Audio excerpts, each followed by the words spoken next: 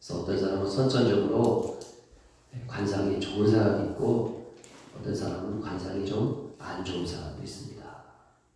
관상이 좋게 태어난 사람들은 참 기본적으로 좋죠. 어디 가나 그 얼굴을 사람들이 좋아하고 이뻐하고 환영하니까. 하지만 관상이 인생을 결정하는 것은 아닙니다. 사람은 자기에게 주어진 그 얼굴 모양을 바꿀 수 있습니까? 없습니까? 바꿀 수 있지요. 물론 현대의학의 힘을 빌어서 싹한 불도 하고 코도 높이고 이마에 주름도 피고 또 심하면 턱도 깎아내고 하겠지만은 꼭 그런 방법이 아니더라도 자기의 주어진 그 얼굴에서 우리가 인상을 바꿀 수 있습니다. 인상을 바꾸는 방법이 무엇입니까? 항상 웃어요. 기뻐하는 거죠. 웃는 겁니다. 아무리 얼굴이 못났어도 인물이 없어도 웃으면 매력이 있습니까? 없습니까? 있습니다. 그래서 많은 사람들이 그런 얘기를 하잖아요. 나이 50이 넘으면 자기의 얼굴은 누가 결정한다?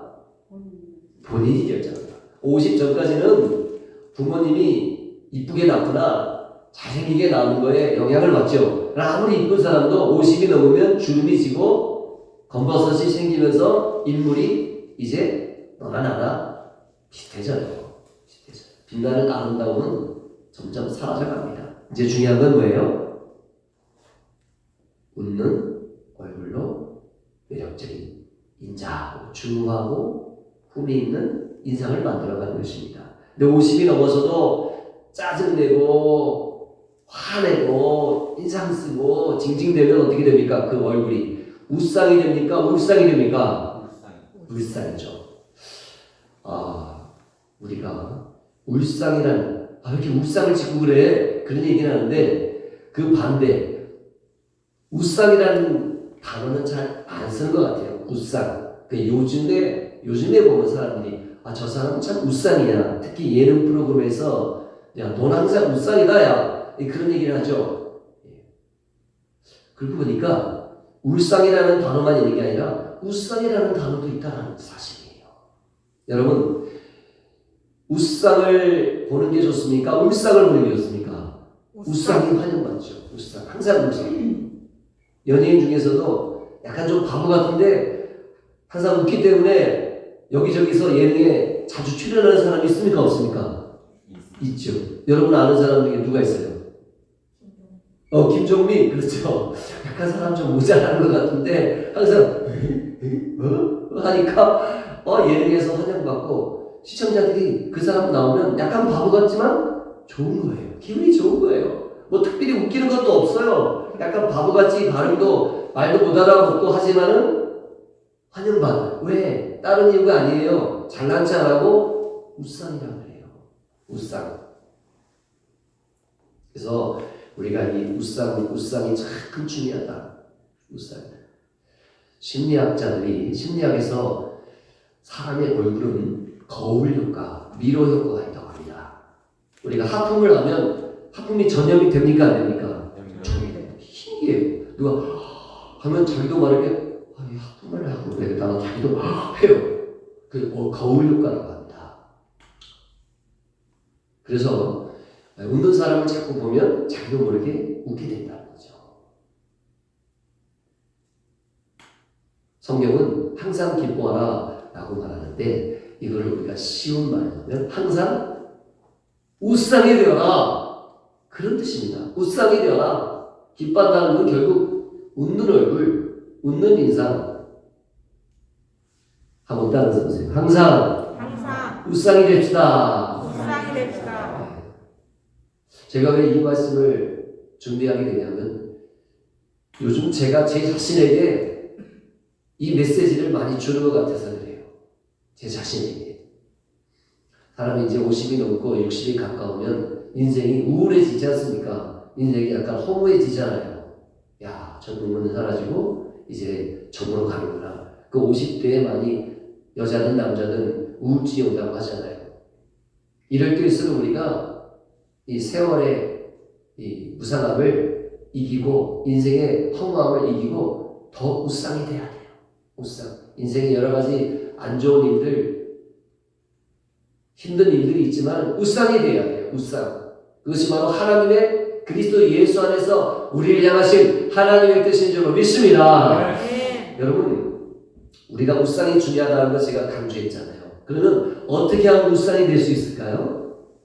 부모님이 주신 선천적인 우상, 그냥 기본으로 먹고 가는 거죠. 그러나 이제 그렇지 않은 경우도 있고, 아니 부모님은 우상을 주셨는데 살면서 찌들어서 우상이 되는 사람도 있어요. 정말 주변에 보면 참 곱게 이쁘게 생기신 분인데 저 얼굴에 조금 웃기만 해도 너무 이쁠 텐데, 훨씬 이쁠 텐데 보면 항상 우울한 표정을 짓고 있어요. 안타까운 마음이 들어요. 우리가 어떻게 하면 우상을 유지할 수 있을까요? 여러분은 언제 웃습니까? 언제 웃는지 한번 생각해 보세요. 요즘에, 네? 기쁠 때. 그렇죠. 이재민 집사님, 우리 딸내미가 이제 출근하게 됐을 때, 그 소식을 들었을 때 울상이었어요, 우상이었어요. 그렇죠. 버는 사람이 하나 더 생겼어. 이제 우리 딸이 산에 진출해서 얼마나 감사해. 내 어깨에 짐이 조금 덜어지는 것 같아. 가사를 도와줄지는 모르겠지만 아무튼 그래도 보람 있잖아. 희한한 거. 좋은 일이 있으면 우상이 됩니다. 근데 우리가 살면서 항상 좋은 일이 빵빵빵 터지는 건 아니지 않습니까? 항상 좋은 일이 있으면 좋겠지만은 좋은 일이 항상 있지는 않기 때문에 그것 때문에 우상이 되는 건 쉽지 않아요. 자주 우상이 되려면 어떻게 하면 좋을까요? 언제 여러분이 자주 웃나 한번 생각해보세요. 예능 프로그램. 예능 프로그램 볼 때. 그렇죠. 재미있는 예능 프로그램을 볼 때 웃게 되죠. 저도 많이 웃습니다. 바보처럼 막 웃어요. 왜? 바보처럼 웃을수록 저는 더 건강해지고 행복해지니까. 개국장 내려놓고 채권 내려놓고 웃을 때는 아주 천진난만하게 웃어야 돼요. 또 언제 웃을까요? 사람들이 나이 드시면 언제 웃을까요? 나이 드신 분들은 언제 웃을 것 같아요? 손주들 자랑할 때. 그렇죠. 문채원 지사님이 우리 단체 카톡방에다가 일본에 있는 손주 사진을 올리셨잖아요. 갓난아기 때 보고 다시 사진을 봤는데 애가 아주 인물이 훤하더라고요. 보니까 애가 타고난 우상이에요. 그 손자의 사진을 볼 때마다 아마 할아버지 할머니들은 웃으실 거예요. 또 젊은 사람들은 언제 웃을까요?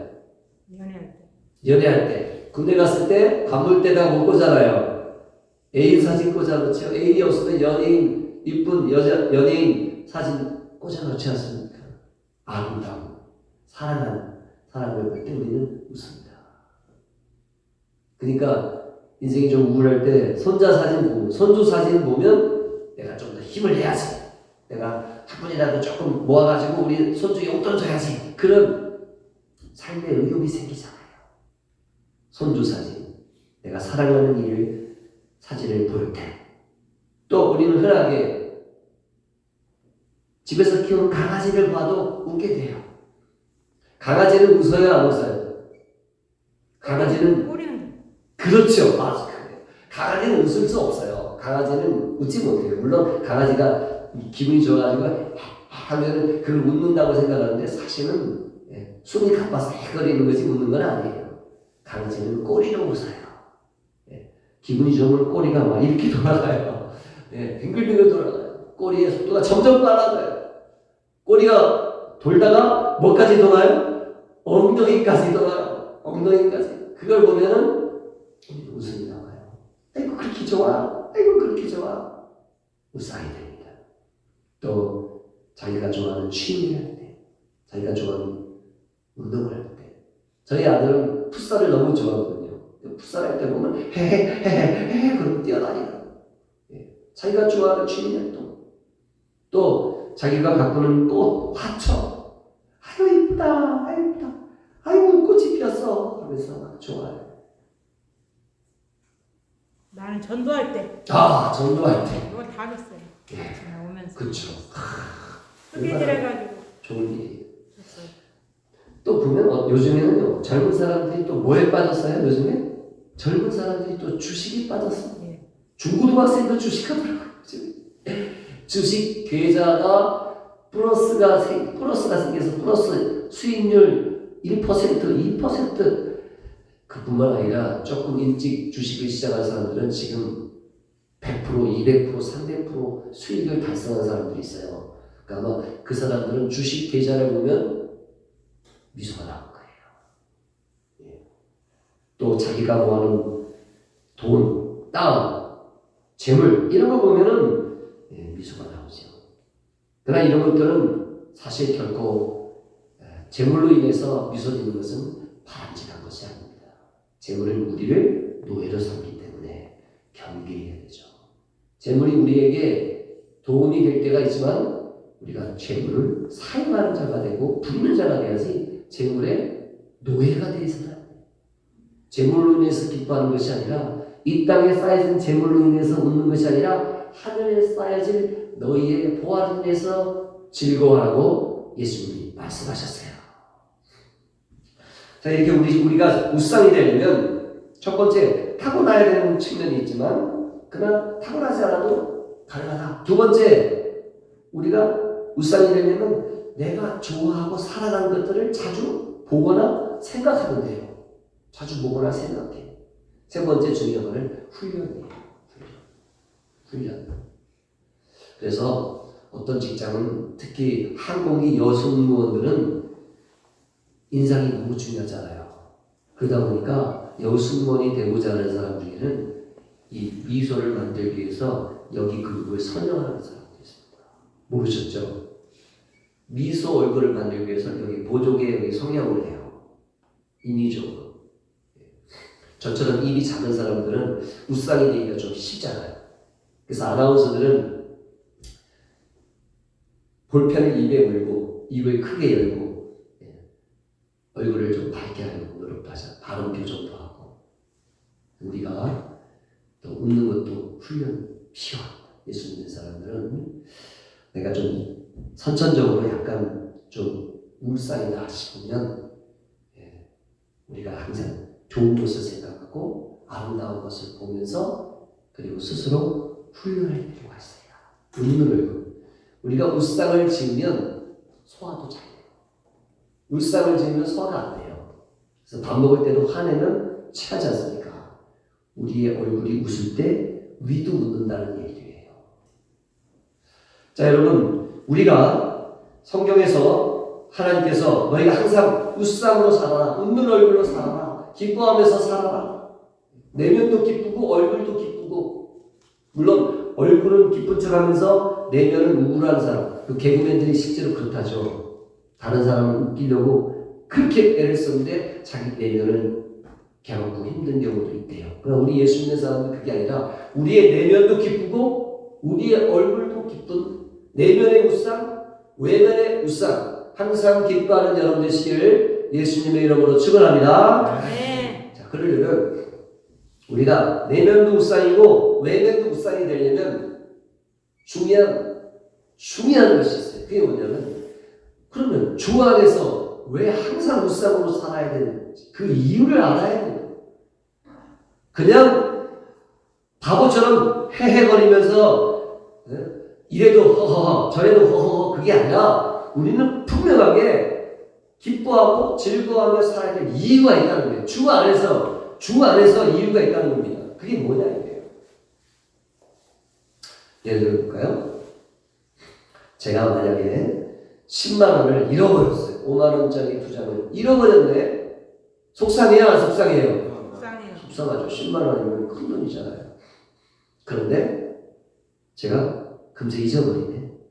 에이 뭐 까짓거. 그랬다고 생각해봐요. 그 이유가 뭔가 했더니 제가 지난주에 로또 복권에 당첨이 된 거예요. 상금이 26억이야. 진짜 그랬다는 얘기가 아니라 내가 26억을 지난주에 당첨돼가지고 통장에 지금 26억이 들어왔는데 아이고 10만원 뭐 가스크 그거 뭐 그냥 잊어버릴 수 있잖아요. 그쵸?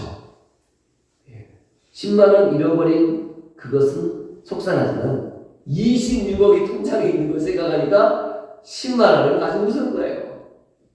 마치 이와 같이 우리에게도 로또 복권에 당첨된 것 같은 어마어마한 일이 있다라는 거예요. 그게 뭐예요? 예수 믿고 구원받고 하나님 자녀가 되고 하나님 나라를 상속받게 된 것. 이것이 바로 로또 복권과는 비교할 수 없는 어마어마한 사건인 줄 믿습니다. 우리가 그걸 생각하면 그냥 실실 웃는 거예요. 헤헤헤 하하 하고 그냥 누가 뒤통수한테 빡 때려도 뭐야? 헤헤 하고 바로 웃게 되는 이유가 하늘의 로또 복권에 당첨됐기 때문에 그런 거예요.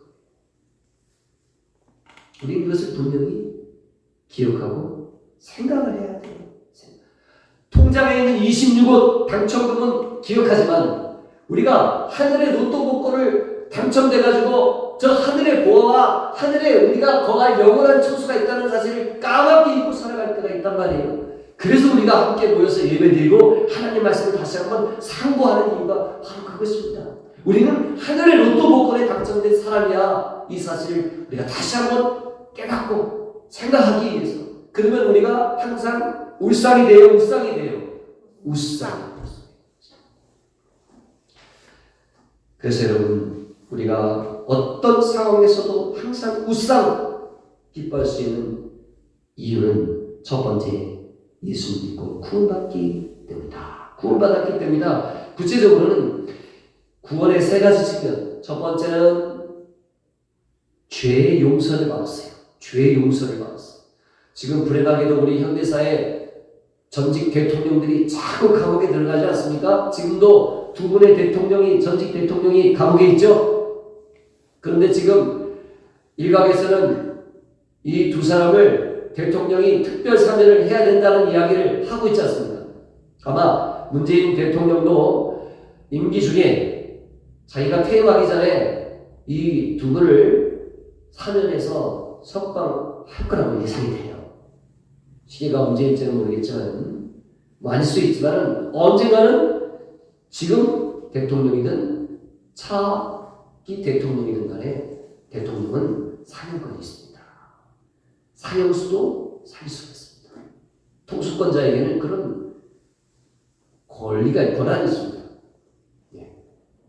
손양은 목사님의 두 아들을 무참하게 살해했던 공산당 그 청년을 사형 직전에 석방해줬어요. 손정은 목사님이 탄원서를. 그래서 그 당시에 계엄 사령관이 자기의 직권으로 그 사형서를 사면해줬어요. 그래서 손정은 목사님은 그 살인자를 자기의 양아들로 삼아서 함께 집에서 한 밥상에서 밥을 먹고, 그리고 그 아들을 후원하여 신학교까지 보냈어요. 본인이 그 죄책감을 이기지 못하고 목사가 된 것은 포기하였고, 그 아들은 결국 목사가 됐습니다. 대통령의 사면이 있다는 거죠. 마찬가지로 우리도 하나님 앞에 큰 죄를 짓고 사형 언도를 받은 사형수입니다. 사형 집행일을 앞두고 언제 형장의 이슬로 사라지지 알 수 없는 영원 지옥 형벌의 사형 언도를 받은 사형수였는데, 사면권자이신 하나님께서 우리에게 특별 사면을 명하신 것입니다. 내가 너의 죄를 사하노라. 내가 너의 죄를 없이 하노라. 내가 너를 자유케 하노라. 라고 말씀하신 것입니다. 대통령이 사형수를 사면하는 것은 사실 대통령의 권한으로 하는 거죠. 그 죄가를 누군가 대신 지불하지는 않았습니다. 하지만 하나님은 그렇지 않았습니다. 하나님은 그저 자기의 그 직권으로 우리의 죄를 사면하신 것이 아닙니다. 하나님의 공의의 법칙을 어기지 않았습니다. 자기의 아들을 대신 죽게 하시고, 자기 아들의 생명을 대신하여 죄의 대가를 지불하게 하시고, 하나님의 공의를 만족케 하시고, 그리고 사랑으로 우리를 용서하신 것입니다. 공의로운 하나님은 바로 그렇게 우리의 죄를 용서하셨습니다. 우리가 그 하나님의 공의와 하나님의 사랑이 담긴 십자가의 이 복음을 믿을 때, 하나님 우리를 의롭다 여기시고 거룩하게 하셨습니다. 아멘. 이게 바로 우리가 하늘의 로또 복권에 당첨된 것입니다. 예수 믿는 것으로 우리의 죄를 용서해 주셨고 거룩하게 하셨고, 뿐만 아니라 우리가 천국 가는 그날까지 하나님 우리와 함께 하시기 위하여 누구를 선물로 주셨습니까? 성령을 선물로 주신 것입니다. 에베소서 2장 1절 허물과 죄로 죽었던 너희를 살리셨다. 그리고 요한일서 1장 9절 만일 우리가 죄를 자백하면 하나님은 미쁘시고 의로사 우리 죄를 사하시며 모든 불의에서 우리를 깨끗하게 하실 것이요, 우리를 깨끗하게 하시고 성령을 선물로 주셨습니다. 할렐루야. 아멘. 우리가 이걸 생각하면 우상으로 살아가지 않을 수가 없는 것입니다. 아, 그렇구나. 사도행전 2장 38절 너희가 각각 회개하여 예수 그리스도 이름으로 세례를 받고 성령을 죄사함을 받으라. 그리하면 성령의 선물을 받으리라. 그렇지. 맞아. 내가 이렇게 울상으로 살면 안 돼. 우상으로 살아야지. 우상으로 살아야지. 항상 우상으로 기뻐하며 사는 여러분 되시기를 축원합니다. 아멘. 두 번째, 우리가 항상 우상으로 살 수 있는 이유는 무엇일까요? 자, 예수 믿고 구원받았어요. 우리의 신분이 바뀌었어요. 우리의 신분이 마귀의 종에서 무엇으로 바뀌었습니까? 하나님의 자녀가 되었습니다. 하나님의 자녀가 되었습니다. 여러분, 드라마에 빈번하게 등장하는 소재가 무엇입니까? 출생의 비밀이죠. 예, 주인공이 그냥 고아로 어려운 가정에서 어렵게 고군분투하며 살아왔습니다. 그리고 이제 성공의 열매를 따먹는데 이걸 시기 질투하는 사람이 있습니다. 부유한 집안의 자녀지요. 근데 나중에 알고 보니까 그 부유한 집안 대기업 회장의 잃어버린 자식이 누구예요? 바로 주인공이었다는 거죠. 유전자 검사를 해보니까 99.9%가 일치해요. 자, 우리는 뻔한 결말을 알면서도 시청자들은 카타르시스를 느낍니다. 왜 그럴까요? 왜 그럴까요?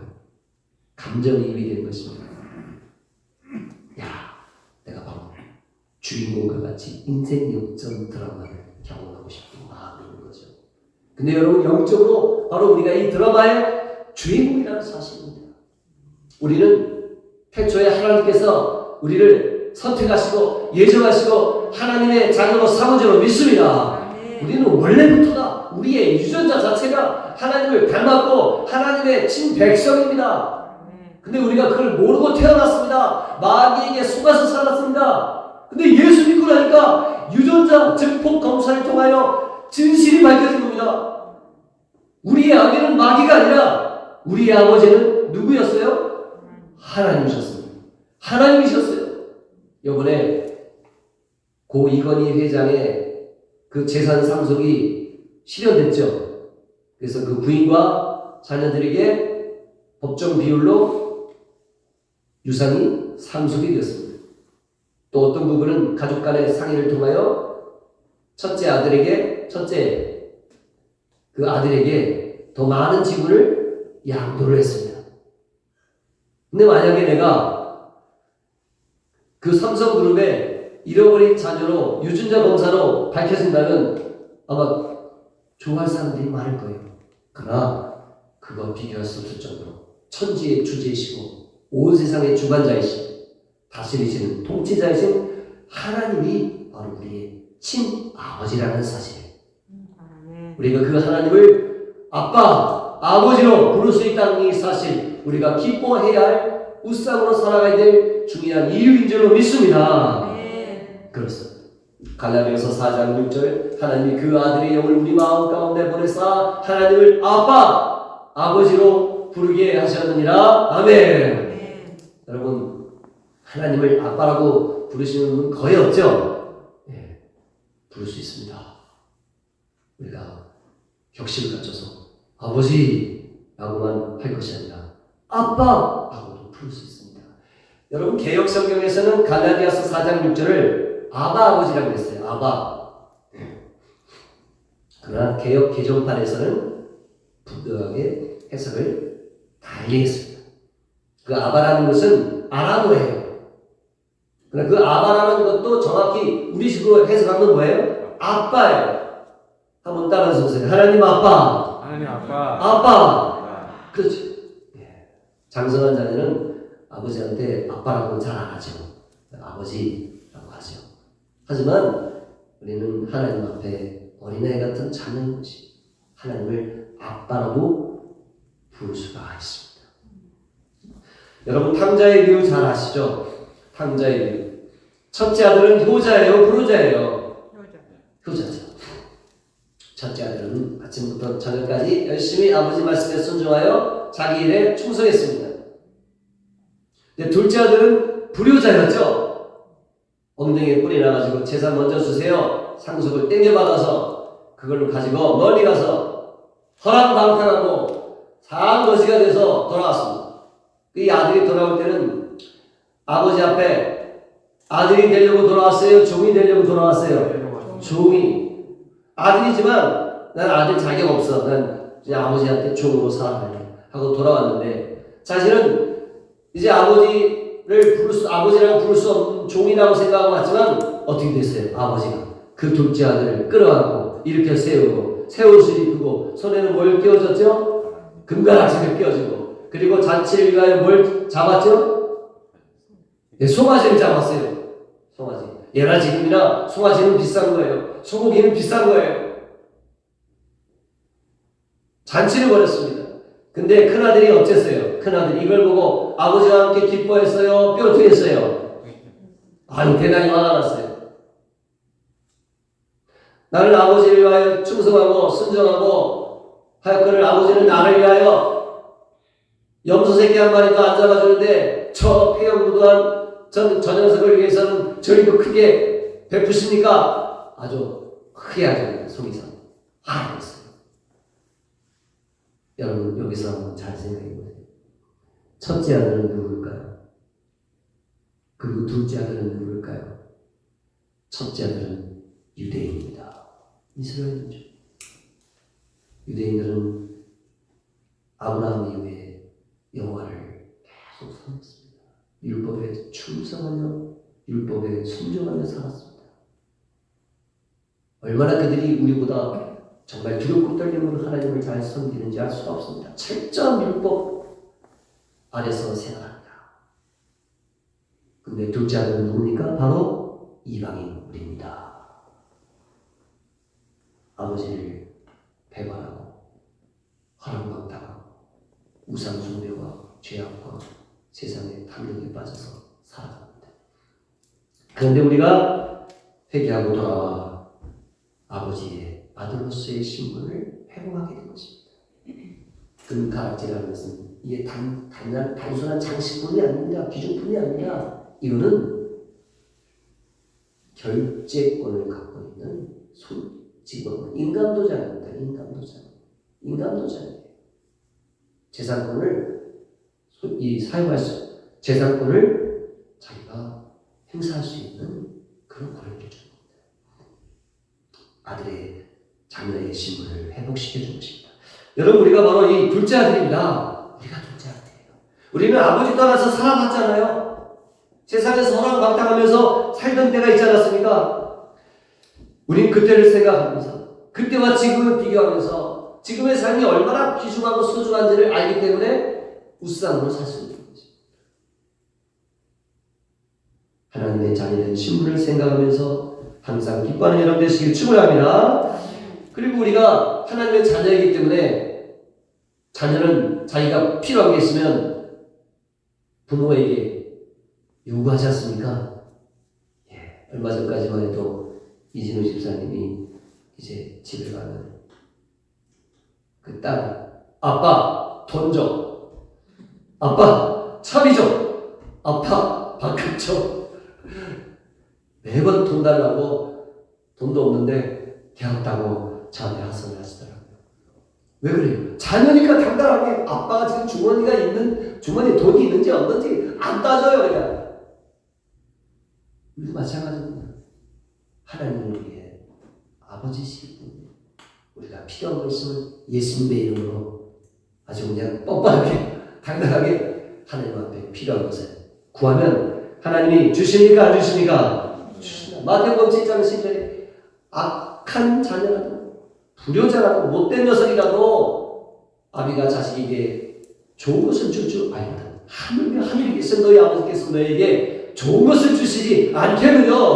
로마서 8장 32절에 자기 아들까지 주신 하나님이신데 그 아들과 함께 너희에게 좋은 것을 주시지 않겠느냐. 요한복음 14장 3절 아버지께 내 이름으로 구하면 아버지께서 너희에게 다 주시리라. 할렐루야. 네. 그렇습니다. 우리가 예수님의 이름으로 구하면 하나님이 좋은 것을 주시기 때문에 주시오 믿기 때문에 우리는 웃을 수 있는 것입니다. 그게 딱 내 손에 주어져야만 하는 것이 아니라 믿고 구한 것은 받은 줄로 여기며 기뻐하는 여러분 되시기를 축원합니다. 그리고 우리가 하나님의 자녀이기 때문에 또 웃을 수 있는 것은 마귀와의 싸움에서 이기기 때문입니다. 고린도후서 2장 13절에 항상 우리를 그리스도 안에서 이기게 하신다는, 여기서 이긴다는 것은 예수님 부활의 권능으로 우리를 다시 살게 하시기 때문에 죽음을 이긴다. 죽음을 이겼다. 사망 권세를 이겼다. 죄의 권세를 이겼다는 거예요. 우리는 이미 승리 안에 있습니다. 우리는 승리자의 반열 가운데 이미 선 줄로 믿습니다. 그러나 이 땅에 사는 동안에 우리가 크고 작은 싸움들이 있단 말이에요. 우리는 궁극적인 승리의 반열에 딱 올라섰지만은 이 땅에 사는 동안에 크고 작은 싸움들이 있는데 그 크고 작은 싸움에서 이길 때도 있고 질 때도 있어요. 이기는 횟수가 많으면 많을수록 하늘에서 받는 상급이 클 줄 믿습니다. 우리에게 크고 작은 싸움을 주신 것은 우리가 그 크고 작은 싸움에서 승리를 통하여 하늘의 열매를 따게 하시기 위하여 우리에게 기회를 주신 것입니다. 날마다의 영적 싸움에서 우리는 예수님의 이름으로 계속 승리를 높여가는 승리를. 신앙이 더 성숙할수록 승리를 높겠죠. 우리의 신앙의 레벨이 높을수록 우리는 승리하는 횟수가 점점 높아질 것입니다. 우리의 전적이 좋아질 것입니다. 여러분 모두 챔피언의 반 이루어지기를 축원합니다. 예수님의 이름으로 우리는 이길 수 있다.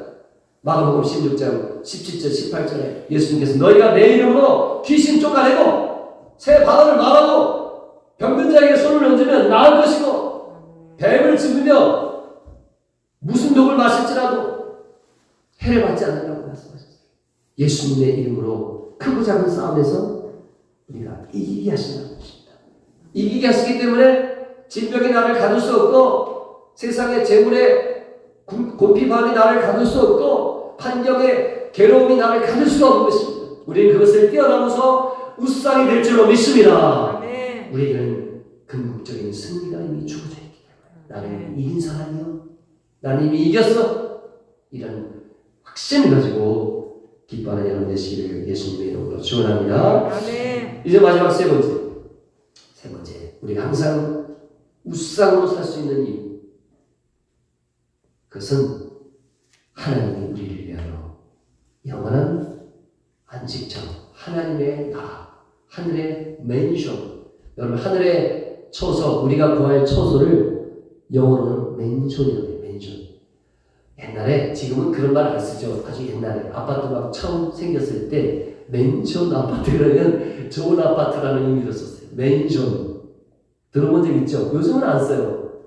아마 80년대 썼을 거예요. 맨션. 근데 우리가 하늘에 거할 처소가 바로 영어 성경에는 맨션으로 나와요. 맨션.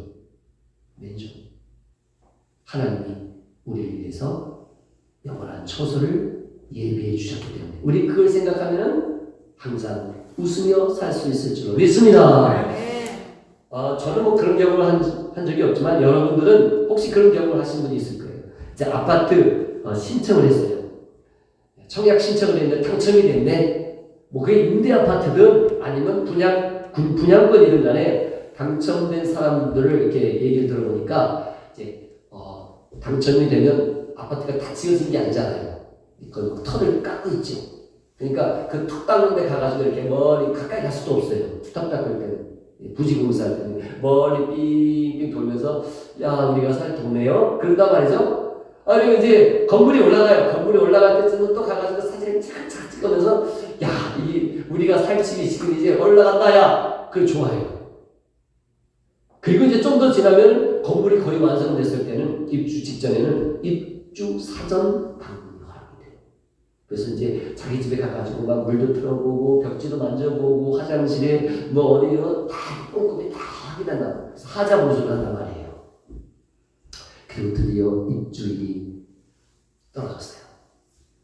그 입주일 전날 잠이 올까요? 안 올까요? 아마 잠이 안 올 거예요. 드디어 입주를 했어요. 새 집에 들어가면 또 새 집에 그 기운이 있잖아요.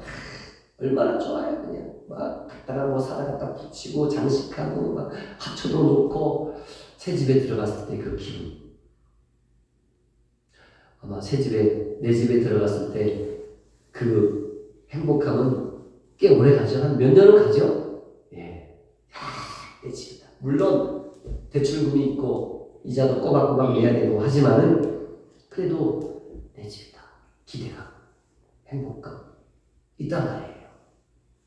여러분, 우리가 이 땅에 거할 처소도 그렇게 기뻐하고 좋아하는데 이 땅의 것과 비교할 수 없는 하늘의 우리를 위한 처소가 예비되어 있다는 이 사실을 생각하면 우리 얼마나 기쁘고 좋은 일입니까? 예수님께서 왜 하늘로 올라가셨습니까? 무엇을 위하여 올라가셨죠? 소설을 얘기하러. 그렇죠. 예수님 부활하신 다음에 짜잔 하고 온 세상을 그냥 다시 재창조해가지고 새하늘과 새 땅을 만들 수 있는데 지금 2000년이 지나도록 지금 안 오시지 않아요. 뭐 때문에 안 오세요? 우리의 거할 집을 짓고 계신단 말이에요. 너희의 거할 처소를 다 예비하고 나면 내가 다시 오리라. 요한복음 14장 3절. 우리의 거할 처소를 지금 예비하고 계신단 말이에요. 짓고 계신단 말이에요. 지금 다 지었는지도 모르죠. 하나님의 명령만 기다리고 있는지도 모르죠. 여러분, 우리가 우리의 거할 영원한 우리의 맨션 아파트가 아니라 맨션 주택, 뭐 아파트보다 더 좋은 건 단독주택이니까 아파트가 아닐 거야 아마. 단독주택, 정원 있고 여러분 원하는 수영장도 있을 수도 있고, 예, 상상을 해도 좋아요. 우리를 위한 맨션 거처를 예비하신 것을 우리가 소망하면서 기뻐할 수 있는 것입니다. 여러분, 성경 속에 아브라함 생각해보세요.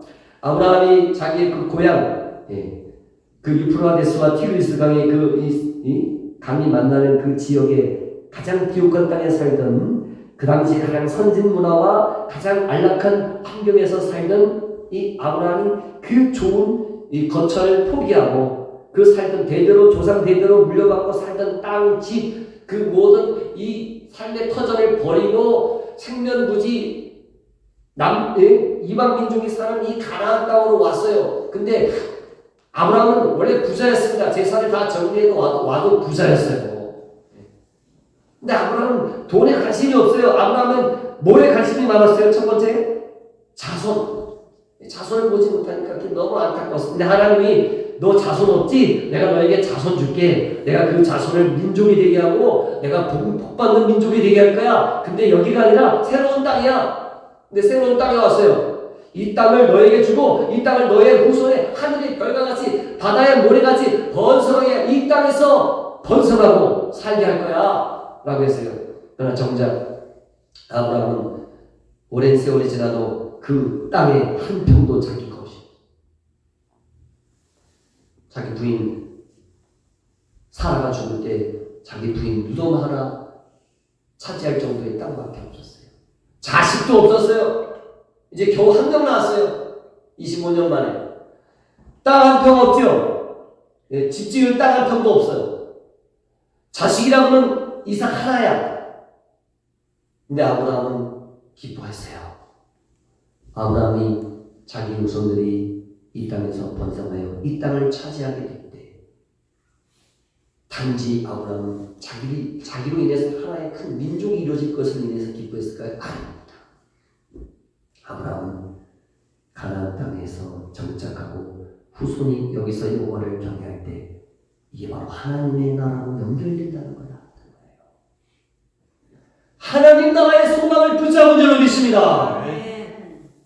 그들은 어렴풋이 가나안 땅을 통하여 하나님의 백성들이 이 땅에서 여호와를 경험해 살아가는 그 모습 속에 영원한 하나님의 나라를 꿈꿨던 것입니다. 다니엘과 느헤미야는 유다가 멸망하여 바벨론의 포로로 끌려간 사람들입니다. 이민자들이죠. 강제 이민자들이요. 지금으로 하면 더 잘 살아보자고 70년, 80년 그때 미국으로 캐나다로 이민 간 사람들이에요. 근데 거기서 열심히 노력해가지고 백악관 부장관이 됐어. 미국의 장관이 됐어. 그게 바로 다니엘이고 느헤미야예요. 근데 다니엘과 느헤미야는 거기서 부귀영화를 누리는 게 꿈이 아니었어요. 그들은 하루에 3번 항상 예루살렘을 향하여 황폐하던 예루살렘의 회복을 위하여 예루살렘이 성이 재건되고 하나님의 성전이 수축되기를 소망하면서 기도했습니다. 그리고 믿었습니다. 70년 후에 하나님이 이 일을 성취해 주실 것을 믿었습니다. 근데 여러분 다니엘과 느헤미야가 단지 내 민족 이스라엘의 회복을 위하여 그렇게 기도했을까요? 아닙니다. 그들이 꿈꿨던 것은 여호와를 경외하는 우리 민족이 예루살렘 성전을 다시 수축하고 성벽을 재건하여 그곳에서 여호와 공동체를 통하여 하나님 나라를 건설하는 것 꿈을 꾸었던 것입니다. 한 민족의 번영을 위한 것이 아니었어요. 지금 유태인들이 왜 저렇게 비난받습니까? 자기 민족의 번성만을 위해서 기도하기 때문에 그렇습니다. 그러나 믿음의 선지들은 자기 민족을 위한 것이 아니라 우리 민족 공동체가 여호와 신앙 공동체를 이루어서 하나님의 나라가 이 땅에 편만하게 되기를 꿈꿨던 것입니다. 오늘 우리가 꿈꿔야 될 것이 바로 그것입니다. 대한민국이 세계 최강의 나라, 미국을 뛰어넘는 최강의 나라가 되기를 꿈꾸는 것이 아니라 이 대한민국을 통하여 하나님의 나라가 확장되기를 꿈꾸는 하나님 나라의 소망을 갖는 여러분 되시기를 예수님의 이름으로 축원합니다. 우리가 하나님의 나라를 꿈꿀 때 기뻐할 수가, 웃상을 질 수가 있는 것입니다. 여러분, 믿음의 선진들은 하나님 나라를 꿈꿨고요. 동시에 거기서 받게 될 상급을 꿈꿨습니다. 상급. 요즘에 100세 시대를 맞이했다고 하지 않습니까? 아마 저희 부모님도 90세를 훌쩍 넘기실 것 같고, 저희 세대는 뭐 100세는 누구나 다 살 것 같고, 우리 자녀들 세대는 아마 120세까지 살 것 같아요. 이제 오래 사는 건 뭐 괜찮지만 문제는 뭐예요? 그 나이 들도록 먹고 살 돈이 있겠느냐는 거죠. 그게 걱정인 거예요, 요즘에. 그래서 요즘에 사람들이 뭘 준비합니까? 노후 연금을 준비하지 않습니까? 국민연금을 가입하고 또 보험회사를 통하여 연금보험 상품에 가입합니다. 노후를 대비해서. 근데 여러분, 정작 우리가 이 땅의 육신의 노후를 대비하는 연금은 생각하지만 영원한 하나님의 나라에서 하나님 우리를 위해서 준비해 주신 연금이 있다는 것을 잊는다는 거죠. 하늘에서 받게 된 연금이 뭐예요? 그게 바로 면류가 아니고 상급인 줄로 믿습니다. 믿음의 선지들은 하나님의 나라를 꿈꾸며 가나안 땅을 통해서 어렴풋이 하나님 나라를 바라보면서 기도했죠. 그러나 우리는 이제 이 시대는 이제 가나안 땅을 통해서 바라보는 것이 아니라 예수 그리스도를 통하여 예수 믿는 자에게 하나님의 성령이 임하시고 하나님의 성령이 임한 자에게 하나님의 나라가 건설되어 그 하나님의 나라가 점점 확장되는 하나님 나라의 꿈을 좀 더 정확하고 명확하게, 그리고 요한계시를 통하여 새하늘과 새 땅이 열리고 하늘의 예루살렘 이 땅이 강림하게 되는 명확하고 분명한 하나님 나라의 소망을 우리는 바라볼 수 있게 되었습니다. 그래서 우리는 울상이 될 수 있는 것입니다. 그리고 그것을 받게 된 연금이 있어요. 그 연금이 뭐예요? 노후연금이 뭐예요? 하늘의 상급, 면류가인 줄로 믿습니다.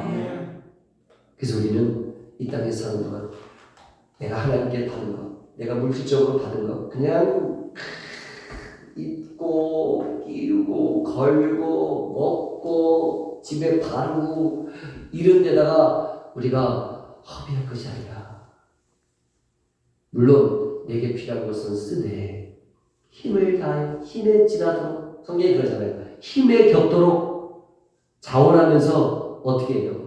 하나님께 바치고 베풀고 나누고 섬길 때 이 땅에서는 내가 풍족하게는 못 써도 하늘에 포화가 쌓여지는 것을 인하여 기뻐하라고 예수님이 말씀하셨습니다. 하늘에 상급이 있기 때문에 우리는 그렇게 하늘의 상주심을 바라봅니다. 모세도 예수님도 왜 그 고난을 받기를 즐거워했습니까? 하늘의 상주심을 바라보았기 때문인 것입니다. 하늘의 상급을 생각하면서 기뻐하는 여러분 되시기를 축원합니다. 이제 마지막 하나님의 나라, 하나님 나라를 우리를 위해서 예배, 맨션을 예배해 주셨죠. 거기서 받을 연금 상급이 준비되어 있죠. 그리고 마지막으로는 그 나라에서 우리는 그냥 시티즌, 시민으로 사는 게 아니에요. 거기서 우리는 왕권을 행사한다고 성경은 말합니다. 로마서 5장 17절 예수 그리스도와 함께 예수 그리스도를 통하여 왕으로 탄다는 것입니다. 왕으로 탄다. 사실 정확히 이게 무슨 뜻인지 우리가 알 수는 없지만 여러분 우리가 하나님의 나라에 들어가게 될 때 거할 집도 있고 거기서 받게 될 연금도 있는데 또 하나 중요한 것은 권세가 있다는 것입니다. 이 세상 권세는 몇 년을 가기 어렵다 그래요? 권불 10년을 하고 있잖아요. 권불 10년. 자기 권세가 영원할 줄 알았지만 세상 권세는 끝이 있어요. 근데 영원한 하늘나라의 권세를 하나님 우리에게 주신다는 거예요. 누가복음 19장에 예수님께서 달란트 비유를 하시면서 똑같은 한 달란트를 줬는데 사람마다 열매가 달랐어요. 한 사람은 10달란트, 한 사람은 5달란트, 한 사람은 1달란트 그대로 남겨버렸어요. 10달란트 남긴 사람에게 예수님이 뭐라 그랬어요? 그 사람에게 주인이 어떻게 한다고 했어요? 10골 다스리는 권세. 5달란트는 5골 다스리는 권세를 준다. 우리가 하나님 나라에 들어가면은 그리스도와 함께 왕노로 타게 되는데 하나님 우리에게 주신 권세가 각각 다른 것이라고 말합니다. 권세가 각각 다른 것이다. 우리는 하늘에서 받게 될 그 권세를 생각하면서 항상 기뻐하고 웃는 얼굴로 사는 여러분 되시기를 예수님의 이름으로 축원합니다. 네. 자, 말씀을 맺겠습니다. 우리가 우상으로 사는 게 참 중요하다고 그랬죠? 우상. 나이 50이 들면 50이 넘으면 자기 얼굴은 자기가 책임져야 된다. 에이브러함 링컨이 한 얘기입니다. 50이 넘으면 자기 얼굴은 자기가 책임져야 된다. 타고난 인상이 좋든 나쁘든 50이 넘어서는 자기 스스로 어떻게 하느냐에 따라 중요하다. 예수 믿는 사람은 근본적으로 우상이 될 수 있습니까? 없습니까? 있죠. 로또 복권 당첨된 것과는 비교했으면 하늘의 로또 복권에 당첨된 사람이야. 크게 세 가지고 그 안에 세 가지씩 총 9가지를 제가 말씀드렸어요. 왜 우리는 항상 웃으며 살 수 있는가? 첫 번째, 예수 믿고 구원받았는데 구원받은 것에는 죄사함을 받았고 그리고 거룩하게 되었고 성령을 선물로 받았기 때문에 항상 기뻐할 수 있는 줄로 믿습니다. 두 번째, 우리는 신분이 바뀌었어요. 신분이 바뀌어서 우리는 하나님의 자녀가 됐기 때문에 웃는데 거기 또 구체적으로 세 가지. 첫 번째는 하나님의 자녀가 됐기 때문에 하나님을 아버지 또는 뭘로 불러요? 아빠. 아버지로. 아빠 아버지로 부르게 하셨고 그리고 아버지니까 필요한 거 있으면 아빠 용돈 주세요. 예수님의 이름으로 구하면 우리에게 다 좋은 것으로 주실 줄로 믿습니다. 또 그 다음에 예수님의 이름으로 우리는 승리한 영원한 완전한 승리를 이미 약속하시지만 크고 작은 승리를 우리가 누리며 살게 하신다. 세 번째로 우리는 이제 하나님 나라를 위해서 하나님께서 예배해 주셨다. 영원한 하나님 나라를 예배해 주셨는데 그 하나님 나라에 들어가면 우리에게 세 가지가 있어요. 첫 번째 뭐가 있어요? 우리가 거할 맨션이 있다. 두 번째는 뭐예요? 거기서 받게 될 연금이 있다고 그랬어요? 상급 멸류관이 있다. 연금만 받는 것이 아니라 거기서 우리에게 하나님이 뭘 주신다? 다스리는 5골 다스리는 권세, 10골 다스리는 권세를 주시기 때문에 우리가 이런 것들을 3 곱하기 3 최소한 9가지 삼삼하다. 이 삼삼한 9가지 하나님의 하늘의 로또 복권을 생각하면 우리는 항상 배실배실 실실 웃으면서 웃상으로 살아야 될 줄로 믿습니다. 살면서 크고 작은 굳은 일도 있고 인상 찌푸린 일도 있고 속상한 일이 있겠지만 가만히 생각을 해봐야 돼요. 가만히 사람은 생각하는 존재잖아요. 생각 없이 살면 그냥 울상을 찌고 인상 찌푸리며 살게 되지만 가만히 상고라는 것은 자세히 생각한다는 것입니다. 자세한 상자. 가만히 생각해보면 하나님이 우리에게 이런 일을 주신 것을 기억하고 A까지 거 10만원 잃어버린 거 A까지 통장에 26억 당첨금이 있는데 우리가 현실에서 그와 같은 일이 있는 것처럼 우리가 영적으로 하나님을 위해서 그와 같은 축복을 주신다는 사실을 기억하고 항상 웃는 얼굴로 웃상으로 살아가는 여러분 되시기를 예수님의 이름으로 축원합니다. 훈련하시기를 바랍니다. 거울을 보고 훈련하시고 그 다음에 좋아하는 거 예쁜 거 자꾸 보면서 훈련하시고 예능 프로 보면서 배꼽을 자꾸 막 웃으면서 훈련하시고 자꾸 웃어야 돼요. 자꾸 웃을 때 내 육신도 건강하게 될 줄로 믿습니다. 어떤 말기암 환자가 옛날에 그런 얘기 들었어요. 어떤 말기암 환자인데 의사가 시한 무슨 걸 가만히 있다. 근데 이 사람이 옛날이니까 그 비디오 그 코미디 비디오를 갖다가 큰 가방 들고 산장에 올라가가지고 하루 종일 그 코미디 프로를 보면서 코미디 영화를 보면서 웃었대요. 그 여자 배우인데 근데 말기암에서 나왔대요. 웃는 것이 이렇게 엄청난 기적을 일으킨다는 거예요. 그런 거 여러분 거울 볼 때마다 웃상인지 웃상인지 확인하시고 웃상으로 살아가는 여러분 되시기를 예수님의